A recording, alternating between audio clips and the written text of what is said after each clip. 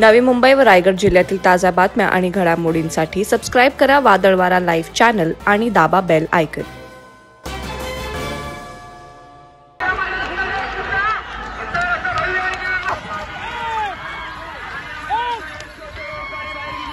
प्रेक्षकांच्या सुरक्षिततेसाठी बैलगाड्या शर्यती हा विषय अनेकदा वादाचा मुद्दा ठरतो।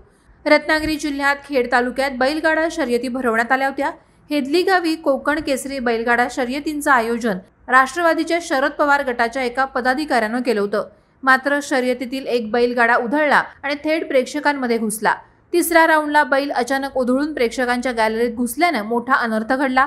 यावेळी मैदानात एकच गोंधळ आणि खळबळ माजली होती। यावेळी एका चिमुरडीसह 4 जण जखमी झाल्याची माहिती मिळत आहे।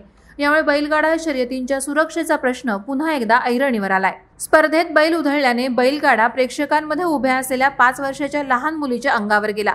यात चिमुरडी भयानक जखमी झाली। या मुलीचा जीव वाचवण्यासाठी तेथे उपस्थित पोलीस अधिकाऱ्यानं क्षणाचाही विलंब न लावता आपलं प्रसंगावधान राखून तिचे प्राण वाचवले। खेड पोलीस ठाण्यातील संपत गीते असं या बहादूर पोलीस कर्मचाऱ्याचं नाव आहे। संपत गीते यांनी या जखमी मुलीला थेट आपल्या खांद्यावर घेतलं, पळत जाऊन बैलगाड्या शर्यतींचा ग्राउंड पार केला आणि हा पोलीस कर्मचारी तिला खांद्यावर घेऊन हॉस्पिटलला पोहोचला। केवळ संपत गीते यांच्या प्रसंगावधानामुळे चिमुरड्याचे प्राण बचावले। यानंतर खेड पोलीस ठाण्याचे संपत गीते या बहादूर पोलीस अधिकाऱ्याचा खेडमध्ये भव्य सत्कार करण्यात आला। वादळवारा लाईव्ह साठी न्यूज ब्युरो रत्नागिरी। नवी मुंबई व रायगड जिल्ह्यातील ताज्या बातम्या आणि घडामोडींसाठी सबस्क्राईब करा वादळवारा लाईव्ह चॅनल आणि दाबा बेल आयकॉन।